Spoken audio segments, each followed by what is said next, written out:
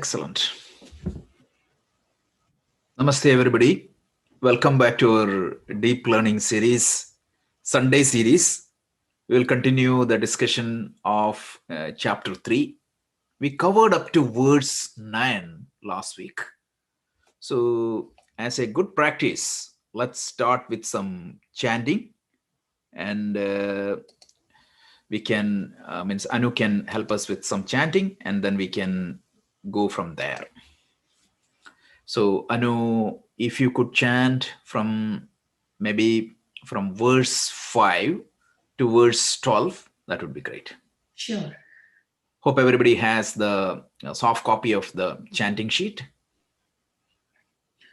Om Shri Paramatmane Namaha Atha Tritiyodhyayah Karma Yogah Nahi Kaschit Kshanamapi Jatu Tishthatya Karma Krit Karyate Hyavashah Karma Sarvah Prakriti Chair Gunaihi Karmendriyani Samyamya Yaaste Manasa Smaran Indriyathan Vimuthatma Mithyacharasa Uchyate Yastvindriyani Manasa Niyamyarabhatechuna Karmendriyah Karma Yogam Asaktasya Vishishyate Niyatam Kuru Karmatvam Karmachyayo Hyakarmanah Sharirayatra Pichate Na Prasiddheda Karmanah Yajnathat Karmano Nyatra Lokoyam Karma Bandhanah Tadatham Karma Kaunteya Mukta Sangas Samachara Sahayajnah Praja Srishva Purovacha Prajapatihi Anena Prasavishyatvam Eshavostvishta Kamadhuk Devan Bhavayatanena Te Deva Bhavayantu Vaha Parasparam Bhavayantaha Shreyah Paramavapsyatha Ishtan Bhogan Hivo Devaha Tasyante Yajna Bhavitaha Tairdattana Pradayabhyaha Yo bhunte stena eva saha. Very good. Actually, these are some of the most beautiful verses of the Bhagavad Gita. So my only request is, please make sure that you're understanding the depth of these verses, how it relates with our life, and how it can be practiced in our day-to-day life. So I would keep some 10 minutes at the end for any open discussions. So if you don't have clarity, or if you cannot connect the dots, please feel free to raise. We can spend any time, because these are such a masterpieces. How Krishna addresses the Karma Yoga, introduces the Karma Yoga.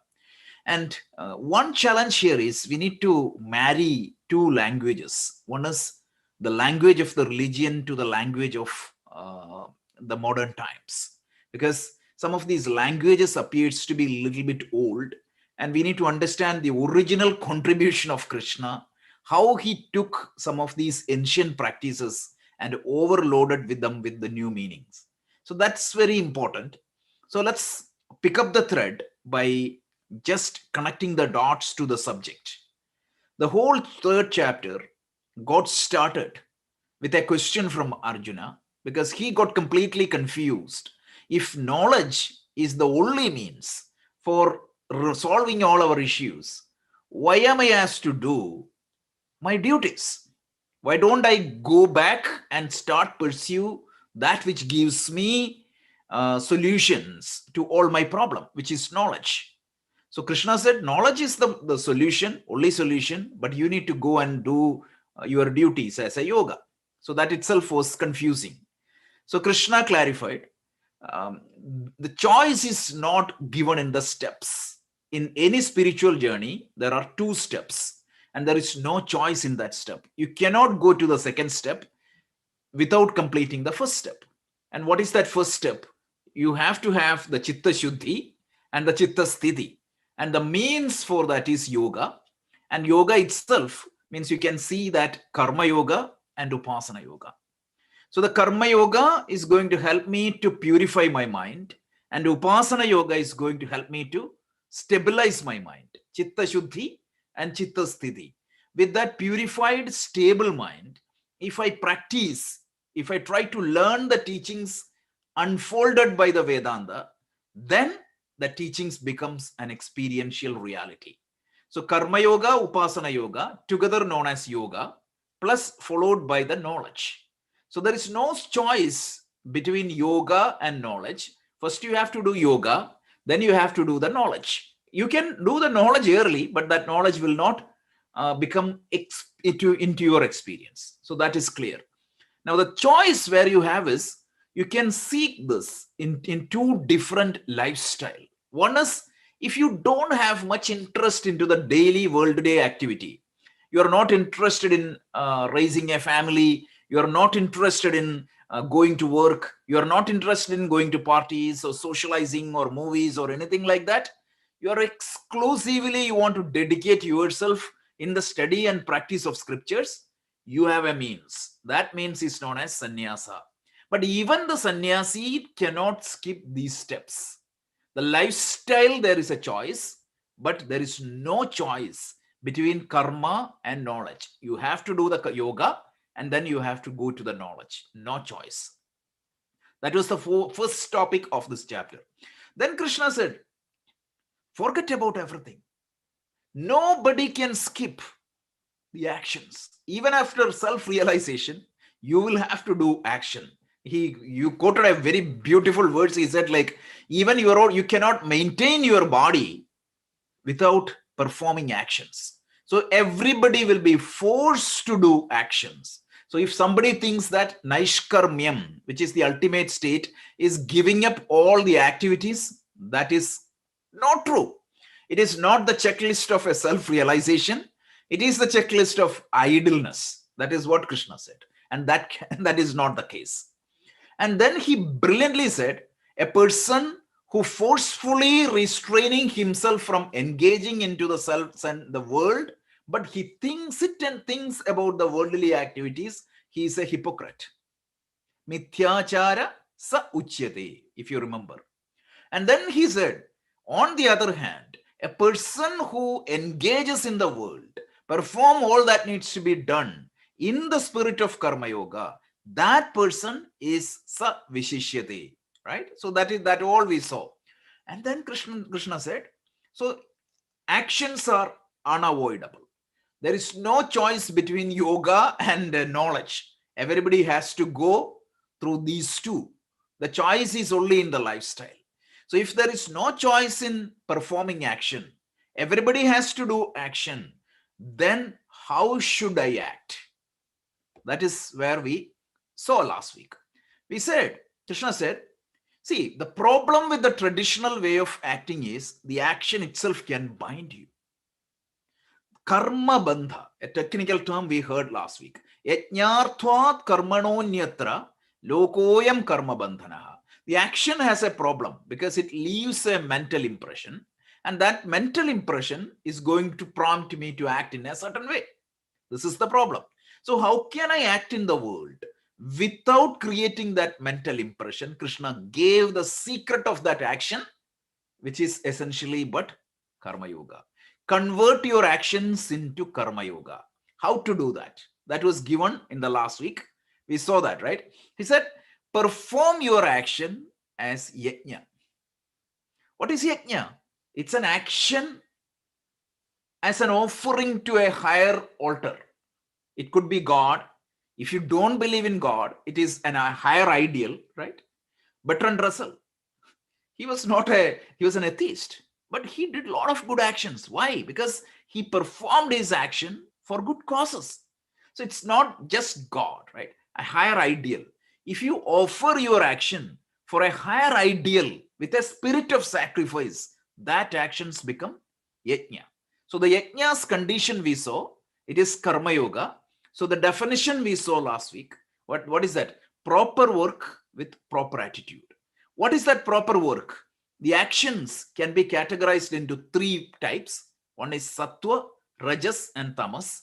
Tamasic actions are actions which is, I am the only beneficiary and I'm going to hurt a lot of people in that process. So avoid such actions.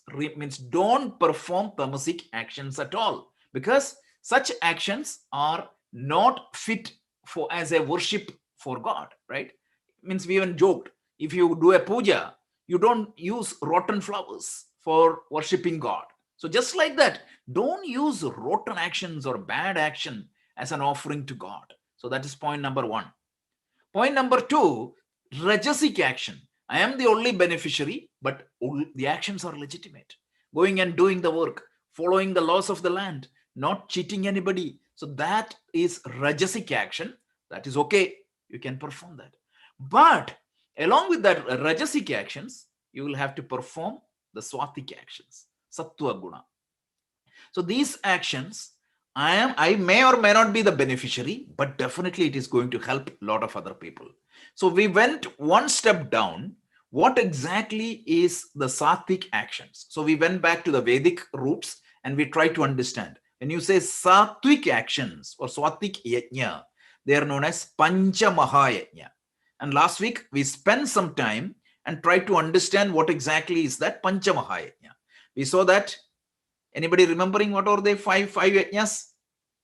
Manushya yajna, then Bhuta yajna, Deva Yajna, Deva yajna, Pitru yajna, Brahma yajna. What is Manushya yajna? Courtesy towards other people, same courtesy. Correct. Supporting other human beings, Manushyas. It could be physical support, emotional support, intellectual support, social support, financial support, anything. At least giving a listening ear itself is a support. So be kind to other human being. Be nice to other human being. Legitimately support that. Don't think that you need to be always nice to them. Do good thing to other human beings. Sometimes you may have to fight for evil things. That's not what we are saying. We are saying that wherever people need some help, do it. Whatever way you can. So money is not, it's not that you should just give money. Sometimes just be kind to some people, right? Or just listen, just give your ears. That's one thing I learn these days. A lot of people don't have even a person whom they can talk openly. A lot of things gets in their mind and finally it bursts out. I've seen several people in our community in the recent days. So just without judging a person, can you just give a listening ears at least? That falls into Manushya Yajna. Then we talked about Bhuta Yajna. What is Bhuta Yajna? Nature. Yeah. Don't hurt nature. Support nature. I told you practical tips. Plant a tree or a plant, have a plant in your house. It is good for you. You get oxygen and the plant also will be good. Sometimes when you go to a shop, just give $1 donation for a pet. It's all good, right? If you have a pet, take care of it. That itself is big. If you are adopting an animal, that is great. I'm not saying that you should do that. Something which is applicable to you. If you don't want to have a dog at home, that's totally fine. But you can have a plant, or at least you don't want to throw a plastic into a river. Look at Pamba. Look at Ganga. All these rivers, the devotees pollutes. Let's avoid that. At least Deva Yajna, Manushya Yajna, Bhuta Yajna, Pitru Yajna. What is Pitru Yajna? We saw the larger meaning. Yeah, taking care of family. Taking care of the family. So what people does usually? They do all nonsense, and when people pass away, they do the rituals in a grand scale. That's not the Pitru Yajna. Have 5 minutes. Just listen to the story of your child. Just spend some time with your parents. That's it. Very, very, very, very, very simple things. It's not big things that is being asked. Consciously give some time to your family, 5 or 10 minutes. Let me tell you, it will pay off the dividend is going to be very big if you perform these yajnas. Next one is Deva Yajna. Give some time to God or higher ideas, right? Just do some prayers. Just appreciate the law of the nature. If you are a believer, spend 5 minutes. I'll tell you, this has done wonders in my life. 5 minutes dedicated prayer. If you just give 5 minutes, it means it could be your chanting, it could be your mantras. You don't need to do complicated Vishnu Sahasranama or complicated Rudram and all. If you can chant, that is well and good. But if you cannot, just chant Hare Rama, Hare Krishna. That is good enough. Or Om Namah Shivaya. Or whatever form of God you believe in, just give 5 minutes. That 5 minutes is a big recharge for you for the next day. Amazing Deva Yajna.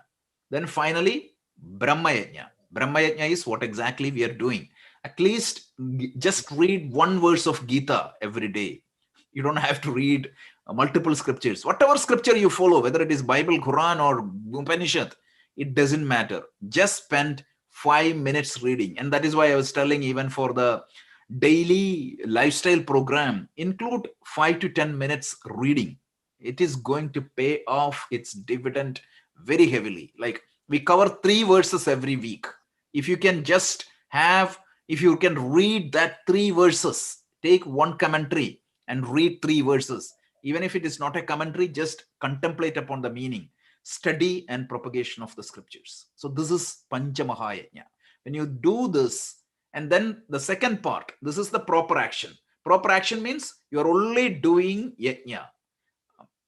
Tamasic actions avoided, Rajasic actions accepted, but along with Rajasic action, I will make sure that I'm doing Swatik action.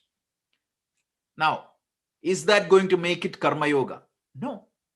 If you do it with the Yajna spirit, what is that Yajna spirit? It is the Karma Yoga spirit. So what is Yajna? The Vedic Yajna, what do you do? You offer your oblations to God. So just like that, Krishna borrowed the whole idea from that ancient Vedic ritual. So in ancient times, just for this to understand, you have to understand the ancient world. You have to think like what people used to think 5,000 years back. Imagine 5,000 years, the Harappan place and the whole Indus Valley civilization. The science was not that much developed. At that point of time, people used to engage with, means agriculture was their major means of living, but there were a lot of challenges from the nature. So the way they used, the only means for them to control the nature was through some prayer. So just along with their action, they did some prayer, and that prayer was an offering to God.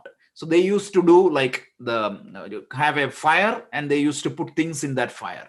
And what means, I told you, the first mantra of Rigveda is Om Agnimile Purohitam. Very interesting. All of you might have done puja at your house. How do you do? Like, what is the idea of puja? How do you do puja? You hire a priest. And invoke. Right? The priest will come. He will put all the things and start offering. Let's say that you are doing a Satyanarayana puja or a Rudram or whatever it is, whatever puja you are doing. Who is going to get the benefit? Priest or you? Everyone who is attending, right? Right. Because priest is what? He is only an agent. Just like you are a postman, right? You sent a letter to somebody. What is the role of the postman? Deliver. Yeah. He takes the letter from me and delivers to the destination. And what is the role of the priest? He was hired to perform the yajna or the practice on your behalf. Isn't it?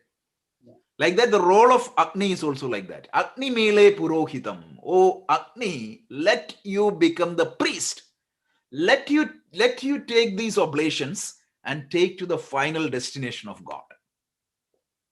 and I'm offering good things to you. Like that, Krishna, what he did was, he took the same idea and he said, instead of putting things into the fire, put your action. Put your action into that fire. And what is that fire? Fire means it is you're offering your action as a worship. So work become your worship. But what type of actions I can put in front of God? Only Sattvic and Rajasic. So in the chapter 18, where he concludes the Karma Yoga, Krishna brilliantly sums up what he said: Yatat pravrutti bhutanam yena sarvamidam tadam swakarmana tadartyasya siddhim vindati manavaha. That which perverts everywhere, that is the Lord of the universe. You worship him. How? Swakarmana, with your actions. When you worship him with your actions, you become prosperous. What a revolutionary teaching. Actually, the ancient fire ritual was taken, and that he overloaded that with a wonderful meaning, because in the second chapter itself, he condemned these empty rituals. It doesn't add much value. Yamimam pushpitam vacham prapatanti vipaschitaha veda vadarada partha nanyadarthidi vadinaha. Flowery words of the unwise. That is how he called these empty rituals. But instead of doing the rituals like that, you can, instead of doing a big ritual, spending thousands of dollars, you can do your actions. That actions are more powerful, and that is going to make it more beautiful. And when you offer these actions into the God, you have to have a bhava or a mental attitude, and that is called Ishwararpana Buddhi. So your actions, whatever actions you do, you put as an offering to the God. That is why Ramana Maharshi tells in Upadesha Saram, Ishwararpitam nechaya kritam chitta shodhakam muktidayakam. Brilliant definition of Karma Yoga by Ramana Maharshi. Ishwararpitam nechaya kritam. Without binding attachment, if you offer your action into Ishwara, what happened? Chitta shodhanam. It will purify your mind and eventually muktidayakam. Ramana Maharshi's Upadesha Sara. Simple, right? So this is the essence of Karma Yoga. So yajna, the first thing is, you can take only certain actions. You cannot take tamasic actions. You can take rajasic, but it should include swatic actions. So that becomes this offering yajna. Then what? When you offer these actions, your attitude should be, I'm offering this action to God. Blindly, what people say? You know, some people just say, Sri Krishna Arpanamarstu. Have you seen some people doing that? Yeah. That Yes. is beautiful. If you have this power, if you have this mental attitude, mechanically saying Sri Krishna Arpanamarstu, no, that won't work. But if you have this attitude in you, the same action becomes a Karma Yoga. So that is, one is the type of action. It should be Swatik or Rajasic. Second thing is, while you act, it should be Ishwararpana Buddhi. And when you get the result, what should be your attitude? Prasada Buddhi. So once you do the yajna, you get the what you call the prasada at the end of every puja. So if you go to a temple, do you complain? I got nuts and he got only like a raisin. I don't like raisin. Even if I don't like the raisin, whatever I get, I eat. Why? From whom it is coming? Do you complain? Let's say that you don't like raisin, but when you go to the temple, if you get a raisin as the prasada and the other fellow got a cashew nut, you will not ask him to exchange. You will eat whatever you got, you eat with grace. Like that, after putting your best effort, because when you are offering to God, you will always put your best effort. And when you get it back, you will accept it gracefully. And that acceptance is known as prasada buddhi. So when you do these three things, the selection of action, while you execute the action, it is Ishwararpana buddhi. And when you get the result, The result means you accept the result with a prasada buddhi. So this is what is going to make the karma yoga. And hope you got that idea. And that is why the yajnarthat karmanonyatra lokoyam karma bandhanaha. When you perform your actions this way, you will not get bound. And then Krishna tells, tadartham karma kaunteya. Therefore, O Kaunteya, act. Tadartham, yajnartham. You do your actions as yajna. And mukta sanga samajaraha, free from all these bindings and bondages. This is such an important verse. Please don't overlook it. It has to be understood in its proper meaning. Is it clear? Excellent. Any questions? Otherwise, we can go to the next verse. Okay, great. So let's go to the next verse, which is verse 10. Let me share the screen. Anu can chant, and then we understand the meaning and the detailed meaning. 10, verse 10, Anu. सहयज्ञाः प्रजा सृष्ट्वा पुरोवाच प्रजापतिः अनेन प्रसविष्यध्वम् एष वोस्त्विष्टकामधुक्. It's a highly mystical language which needs to be decoded. So he tells, Saha yajna praja srishtva purovacha prajapatihi. The Prajapati means the Lord of all the praja, all the beings, meaning Ishvara. So the Prajapati, the creator or the Lord of the universe, after creating the universe, creating means manifesting, after manifesting the universe and after bringing the human being into the universe, he said what? He created this yajna, the spirit of yajna, meaning yajna means whatever we talked earlier, right? The ability to put swatik and tamasic actions, and also the Ishwararpana buddhi and prasada buddhi. That much he created. And then he said, let this yajna is the means for you to prosper. Esha vostushta kamadhuk. The language used is, it's let this be your kamathenu. Kamathenu means it is a mystical cow in the heavens which grants every wish you have. So let this yajna be the means of your prosperity. So let's understand the word meaning a little bit more, and then we will go and understand the detailed meaning. He said, Saha yajna praja srishtva. Saha yajna praja srishtva pura vacha prajapati. If you break the words, then he tells, Anena prasavishyarthvam yesha vaha astu ishta kamathuk. This is the detailed breaking of the words. This has 3 sentences. The first sentence is, in the beginning. Pura. Pura means ancient. In the beginning. Prajapati means creator. Prajanam prati, the Lord of all the beings. Prajapati means creator or the God. Srishtva means, Srishti means it is not creation exactly. It is a projection or a manifestation. So after the manifestation of the universe, praja means human being. The universe came into being, the human beings came into being. At that time, what idea was also created? Yajna. The whole universe was created with the yajna idea. And then he said, Vacha. So in the beginning, when the world was created, Prajapati created this yajna idea also. And then what?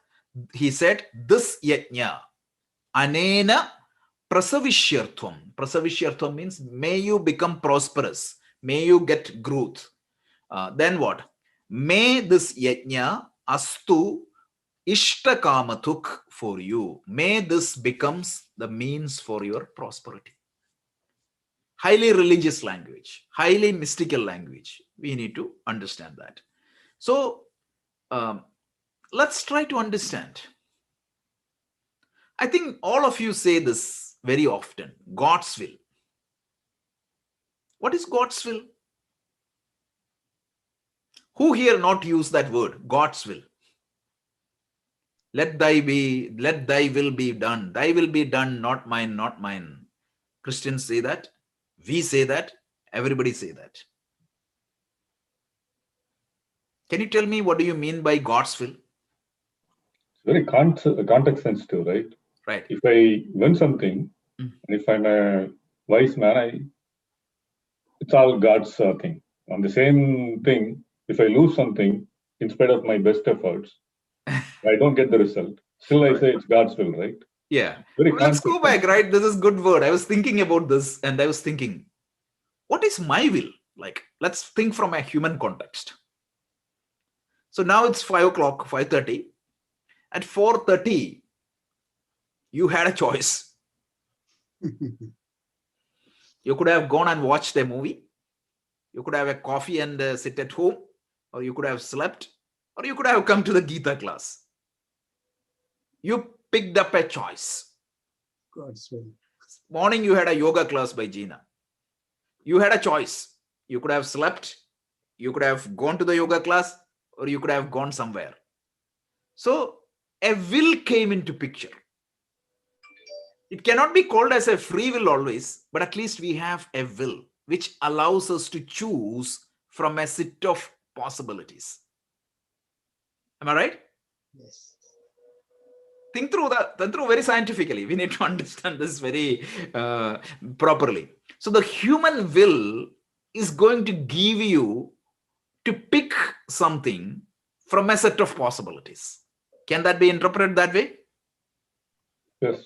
Yes. So now what is God's will?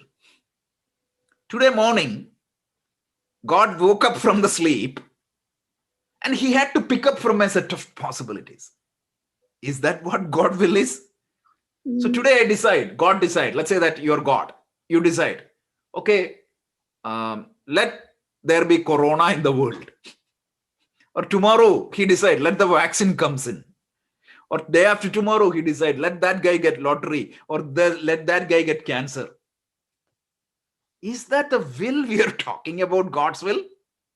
If somebody thinks that that is God's will, how absurd it is, how childish it is. So before we make a statement, God's will, we need to understand what exactly it is. We choose to attend, but I should be able to attend, right? Yeah. That is a different matter, but at least you have a choice, right? You executed that choice, and that is what the will is. The will help you to pick up. And then whether you can do it or not, there are so many other factors, but it gives you, the will is what makes you to make a choice. So, and animals don't have that choice. That is the difference between the animals and the human being. The animals, it is kind of programmed. Even if you train the best animal, after some time, means to a certain extent, you can do that. Plants, that's not possible. Everything is pre-programmed. Your behavior is programmed. Even there is beautiful experiment. If you put an amoeba, the survival instinct is programmed in every beings, right? There is, I forgot that experiment name. There was a famous experiment in that an amoeba is placed in a glass road, and one side of the road has vinegar and the other side was sweet water. You know what happened?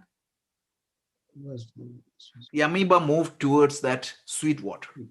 So that genetic programming is there everywhere. And most of the times, what happens? The animals are instinctively programmed to do what they need to do. Whereas in the case of the human being, whether the human being has 100% free will or not, absolutely not. We know that. If that is the case, we could have done what we want to do always. But most of the times, the instincts pulls us. But to a certain extent, we have some will, and that will we execute. And that is where one succeeds and one fails. Because if I can execute my wills properly, I will grow. If I use my will to go down, I will go down. That is, we'll see in 6th chapter. Because the best friend is in my mind, and the greatest enemy is also within me. Right? That is the beauty of the human being. But when you talk about God's will in religious book, are we talking about such a will, God deciding what needs to be done, Absolutely not. The Bhagavatam explains this. The Upanishad explains this. What exactly is God's will? Without understanding, if you try to understand this, it will confuse you. God's will, very simple. If you take this pen and if I drop, what happens? It comes down 9.8 seconds per second. Right? That is God's will. This is exactly the universal laws, the order of the universe, the execution of that. That is exactly what the religions call it as God's will. That is what we call dharma. And you can see that everywhere. When you say that it is raining, if you ask a scientist, why did the rain came in now? The scientist will just start talking about all the rules, the laws, right? He will tell the evaporation and precipitation and all those things you studied. Why did the wind blows? He will say that the pressure difference and the wind will flow. Perfectly fine. And when you convert that into a religious language, when you convert that into a mystic language, that becomes a God's will. God's will is the natural order of the universe, how it is being executed. So when you say God's will, that is what is happening. And this God's will is completely based on this yajna concept. You could see this everywhere. The whole universe was created for supporting you. Saha yajna praja srishtva. The universe was created with this idea of yajna. You could see this yajna everywhere. The sun rises. When the sun rises, the sun gives us energy, not just light. And the plant gets that, right? And the plant stores that energy. And that energy, when you eat, what is going to happen? You have some digestive system. It's not that you just eat it. And you have a circulatory system. You have a whole system is perfectly designed, complementing whatever you need. Think through that. It's so big. The whole universe is designed. It is not a chaos. It is a cosmos. You could see a perfect harmony everywhere. It's like a relay, right? You run, you give the baton to another person, he will take it and run. The whole universal process is designed in such a way that harmony, that coexistence, that perfect, it is designed. You cannot say that this is completely random. The carbon dioxide you gives out, the plant takes it. For what? Photosynthesis. You could see that cycle happening everywhere. The rainwater means the water from the ocean, it will be evaporated. It will go up. It will come back. Whole thing. How your life sustained. Like once it is done, how it merges back to the universe. How you got petroleum. How the whole planet coexists. How the day and night is happening. How do you get sleep? And during the sleep, how your cells started repairing. And how this immunity is injected into your system. The whole thing, you can see that a perfect harmony. And you could see the entire phenomenal forces in the universe is there to help you. And now let's understand what is this concept of Deva. Saha yajna praja srishtva purovacha prajapatihi. And the Lord, in the beginning, when the universe manifested from him, that universe had this yajna as an inherent principle. And Krishna said, you have a choice. As human beings, you have a will. You can choose your actions as yajna, and you can not to do it as a yajna. If you don't do it as a yajna, you will not prosper. But the moment you do this, you perform your karmas as yajna, it becomes a means for your prosperity. It becomes a means for you to prosper. You will see that not just you, the entire universe will progress. I cannot control the entire universe, but I can control myself.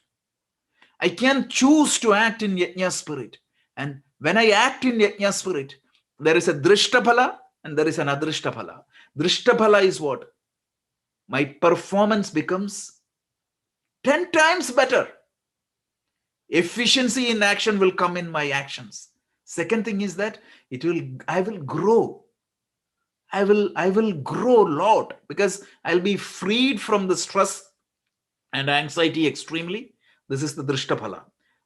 Actions becomes quality will increase. As a result, I will get better results and I will spiritually grow. That is the Adrishtaphala, because my mind becomes purer, because it won't add anything new. So that is why Saha Yajna Praja Srishtva Purovacha Prajapatihi. In ancient time itself, the Prajapati, the Lord of the universe, said what? Anena Prasavishyartham. Why you become prosperous by following this yajna? Let this yajna, Yesha Ostushta Kamathuk, let this yajna becomes a means for your prosperity. Kamathenu, what is the speciality of Kamadhenu? Anybody knows? Yeah, it gives Whatever you ask, it ask will for, deliver. it will give for you. Yeah. So that is what Vasishtas, that is Nandini, but Kamadhenu is in Devaloka. Symbolically, mystically, if you ask anything you will get it. So Krishna is saying that let this yajna becomes the means for your Kamadhenu. Whatever legitimate things you ask, do with this yajna, you will get it. You will prosper. You will prosper physically, emotionally, socially. See, understand that this is the socialism of the Gita. This is the harmonious living of the Gita. If you follow this, your actions become dharmic and you will prosper. Pause here for a second and think through the depth of this verse. Isn't it big? It's such an amazing verse. Any comments? This is one of my favorite verses of the Bhagavad Gita. Sahayajna praja srishta purovacha prachapadihi anena prasavishyartham eshavostishta kamathuk. More such brilliant verses are coming in the upcoming verses. Annat bhavandi bhudani talks about the cycle of karma. That's another brilliant verse. But let's continue. But before that, any comments or questions?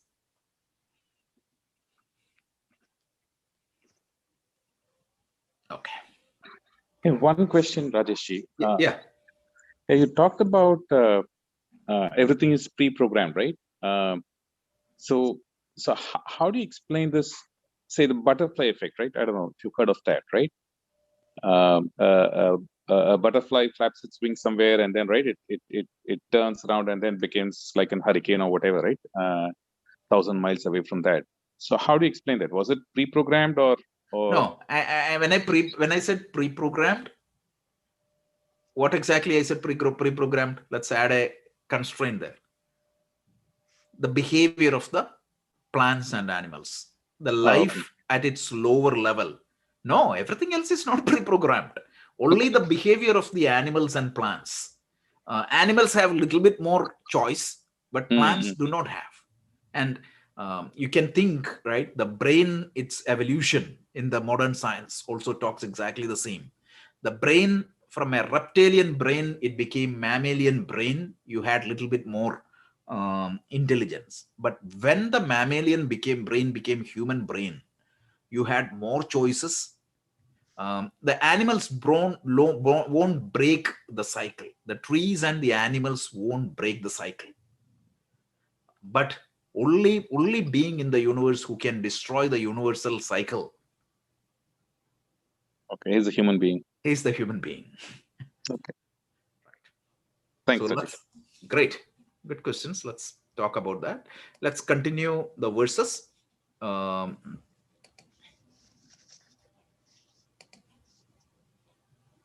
Okay, so let's go to verse 11. Anu, could you please stand?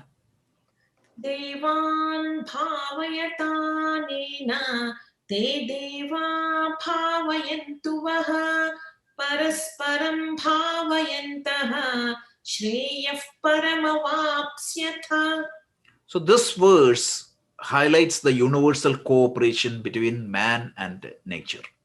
So Krishna tells Devan, the deities or the universal forces, Bhavayatanena, when you do the spirit of yajna, when you work in the spirit of yajna, what happens?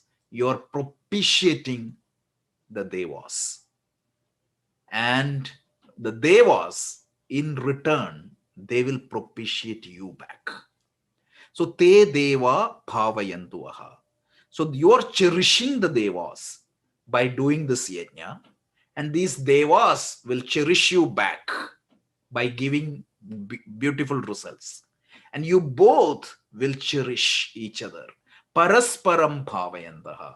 Through this mutual cooperation, you both will prosper and you will attain the highest good. So let's see the literal meaning.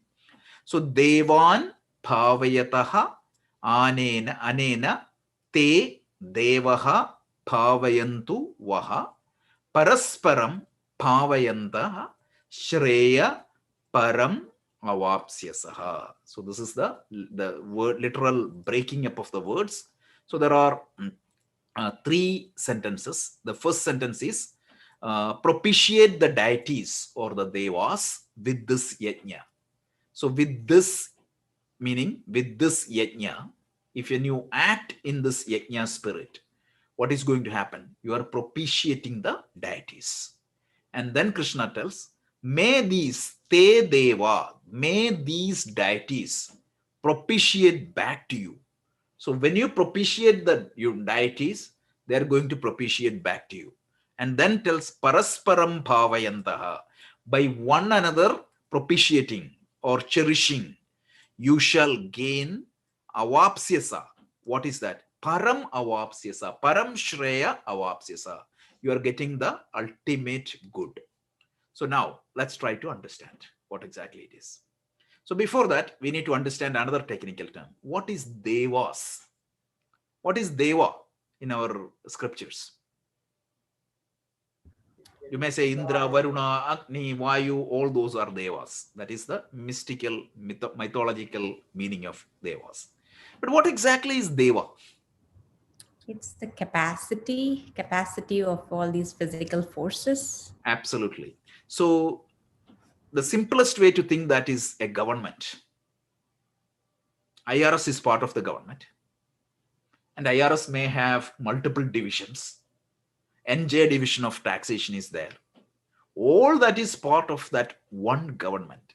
Like that, the universe has hundreds of thousands of functions. And the governance of all these universal things, who is responsible for that? Ishwara. Brahman, or the absolute reality. There is only one God. So what happens is, everywhere in the universe, you will see that order. For example, that when I eat some food, what is happening? The food goes to my stomach. What is going to happen? Digestion happens. The air that comes to me, what is going to happen? Becomes yeah, it circulates through my body, and it takes like oxygen to every cell, and every cell, these oxygens and food met me together, what happens? The energy will be produced. So you look at every cell or everything in the universe, you see some order. Physical universe, you see some order. Physiological universe, you see some order. Psychological world, you see some order. You could see that precisely that order is followed. The planet goes round the sun. The atoms goes round the nucleus. You could see a precise order everywhere. If I drop this, it comes down. If I put my finger in the fire, it gets burned. If I put my hand in the water, it gets wet. So you could see a precise order everywhere. And you could see that there is a governing principle even within my body. The digestion is governed by a set of rules. And that can be considered as a deva. That's it. The presiding deity before means beyond any order that is happening is deva.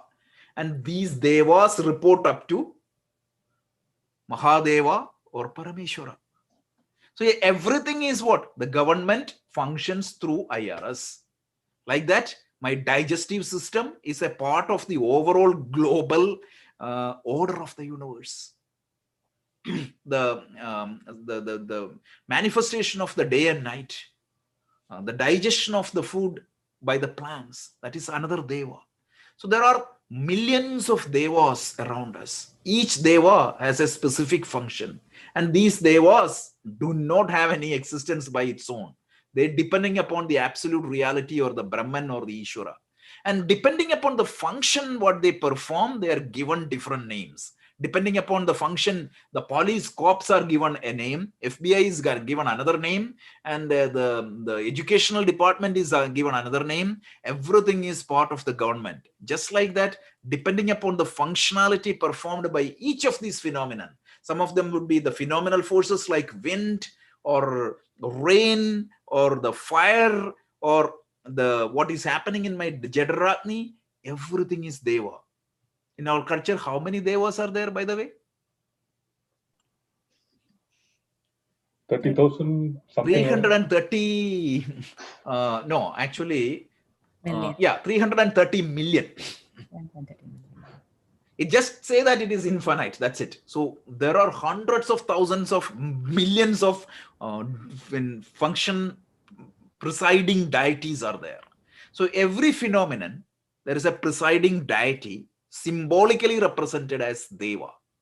And what Krishna is saying is that when you follow this dharma, which is yajna, what is going to happen? Everything. You are propitiating these deities. When you eat healthy food, what exactly you are doing? You are propitiating your digestive devata. Mm. Think through this. When you breathe good air, you are propitiating what? Body. Correct. You are propitiating your body. When you do exercise, when you do good healthy lifestyle, you are propitiating that devata. When you plant trees around you, you are propitiating that devata. And when you throw plastic into a river, what are you doing? Doing the reverse, right? Exactly. So when you do yajna, when you do work in the yajna spirit, mind you, what is yajna spirit? Panchamahayajna and Rajasik yajna. You're propitiating these universal forces, presiding deities everywhere in the universe, naturally. And you see what?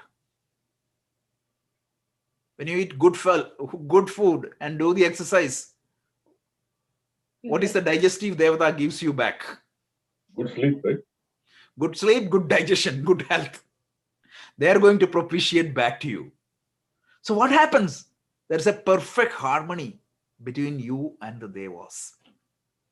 And with this perfect harmony, what is going to happen? Shreyas, you will be led to the good. This is the lifestyle. So the way these verses are helping us to form a lifestyle, a Vedic lifestyle, which recognize the connection between everything else in the universe and allowing me a part of that entire system without breaking it. I'm trying to do my actions in such a way that I'm getting perfectly fit with that overall system. And as a result, I am getting propitiated by these devas. And mutually, we are helping us to prosper. Have you ever thought of this verse like this? This is the beauty of the Gita. This is where we need the key to unlock this. Yeah, that is such a great scientific and practical explanation, Rajesh. Yeah. No, this is how it is explained. Krishna took it that way, but these commentators, they just kill these verses. I have seen explanation like you have to do fire rituals. Without people knowing that, Krishna was condemning that earlier. So this is what is being taught us in the scriptures. So Devan Bhavayatanena, Te Deva Bhavayanduha, Parasparam Bhavayanduha, Shreya Paramavapsisa. Now, when you propitiate these devas, what they are going to do. Let's see in the next verse. At least we'll see the verse on a high level, and then we can see, we can continue that even next week. Let me, at least we'll read the verse.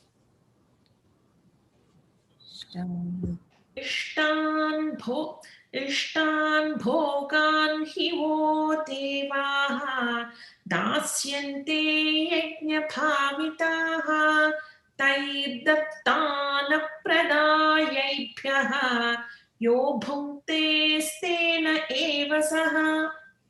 Okay, so in the mystic language, it is said that when you do this yajna, remember the fire ritual, you're putting offering into the ritual. So your actions, your karmas, which is aligning with the universal order, what is going to happen? These devas are propitiated. So these devas, they are getting so happy by your offering. And dasyan ishtan bhogan hi vo deva. Ishtan bhogan hi vo deva. Dasyante yajna bhavita. Means tair dattana pradayepyaha ya bhungte stena evasaha. So there are two sentences. One is these devas propitiated by the yajna. Yajna bhavita. Dasyante, they will serve you. So these devas, because of your oblation and offering, they will save you and they will fulfill all your need. Ishtan, by all the desired objects, they will give you all that you are seeking. Better health, your material prosperity, your spiritual prosperity, everything will be given by these devas. And then what Krishna is telling is, therefore, the one who enjoys this result without propitiating these devas. So if I live a sedentary lifestyle, I eat every nonsense food, that means I'm not propitiating that devas and enjoying the benefit of digestion. Krishna tells that that person is considered as a thief. A person who is violating this universal order is considered as a thief. This is the Vedic socialism. You don't need a Stalin or a Mao to come and say that this is how you should be doing. This verse brilliantly defines the Vedic socialism. So he tells, right, the prosperity is achieved by this mutual cooperation between the universe and the humanity. Not just the universe, means even within my own body, my own mind, my own intellect. So as long as I follow this yajna, I am propitiating the deva. And I have all the rights to take the benefits they are giving me. I can enjoy. Right? Yajna shishtabhinas santu. This devas, ishtan bhogan hi vo deva, dasyante yajna bhavida. So Krishna tells the people, the person who is these devas. So sorry, let's come back. When you do this yajna, you are propitiating these devas, and these devas will be like your slaves. They are going to support you with everything. You will have a wonderful life if you do this way.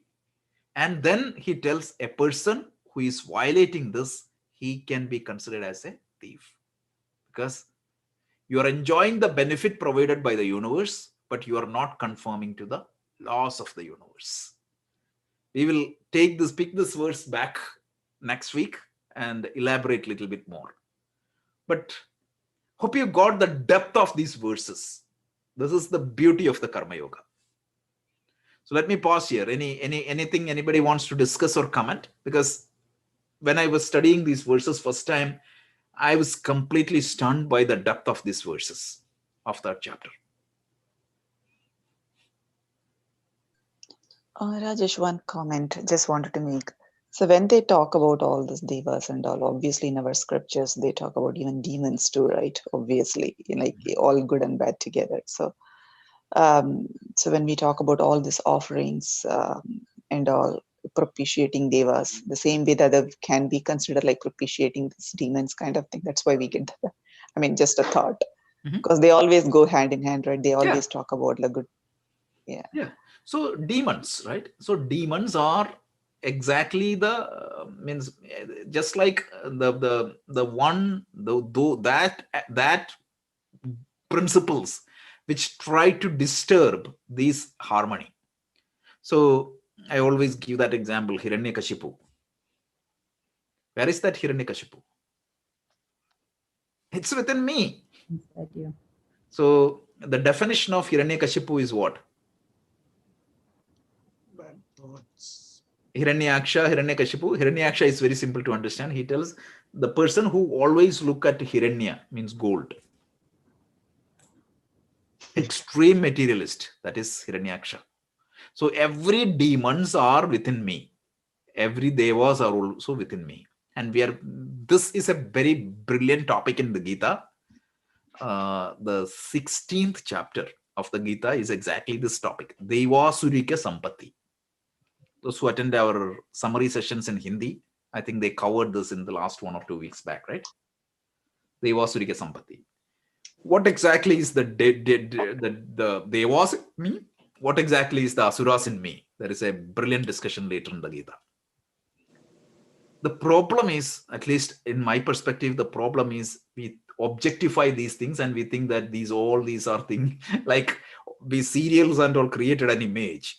Somewhere a boas or the Asuras are sitting in the Patala. There is something is happening external. I am completely staying apart and watching. So that will not solve the problem. At best, it can be an entertainer. That's it.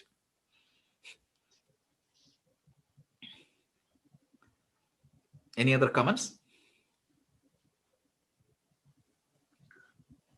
Okay, so Anu, could you chant these 3 verses once again? Otherwise, we can stop here and we'll continue this next week. But please, my request to all of you is please start the Brahma Yajna. Read the chapter 3, verse 1 to 12 before next Sunday, if possible. Every day, if you read 2 verses, you can easily finish 12 verses. You don't need to read the commentary and all, at least the verse and the meaning, and just reflect whether that meaning is clear to you. This way, the Gita will be with you always. Don't worry about the detailed commentary. Like just take that printout. That printout has the individual meaning. Contemplate upon the meaning. That becomes a wonderful Brahma Yajna. Okay. Anu, back to you.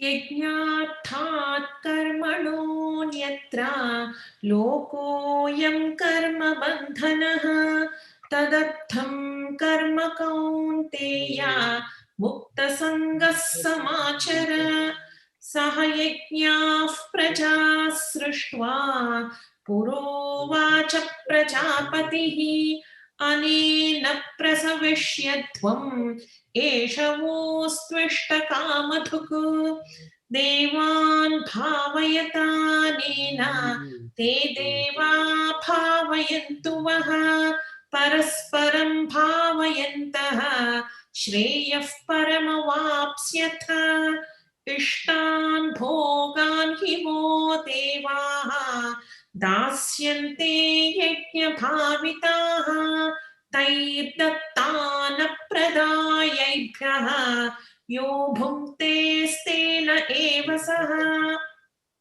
Excellent. If you are too busy, at least focus on verse 8 to 12. 8 is Saha Yajna Praja Srishtva Purovacha Prajapatihi Anena Prasavishyartham Esha Vostushta Kamadak. When you perform the actions in the Yajna spirit, what happens? It won't bind you. So therefore, perform actions with the Yajna spirit. But there is a lot of thing to contemplate. What is Yajna? We said the 3 types of action: Swatik, Rajasik, Tamasik. So avoid Tamasik, follow Rajasik, include Swatik. And what is Ishwararpana Buddhi? What is Prasada Buddhi? And then the beauty of this Yajna, you can see that Saha Yajna Praja Srishtva Purovacha Prajapatihi Anena Prasavishyartham Esha Vostushta Kamaduk. The whole universe, you can see this. And let this be your means to prosperity, right? Devan Bhavayatanena. So that verse, Te Deva Bhavayantuaha parasparam bhavayantaha shreya paramavapsyasa. You propitiate these deities, and these deities will propitiate back to you. Think about your digestion itself, what you put inside. That itself is good enough. And then ishtan bhogan hi vo devaha dasyante nyabhavitaha stairdatvana pradayapyo yastene punja evada. So these 4 verses at least, if you can contemplate, that would be great. Okay, thank you, and have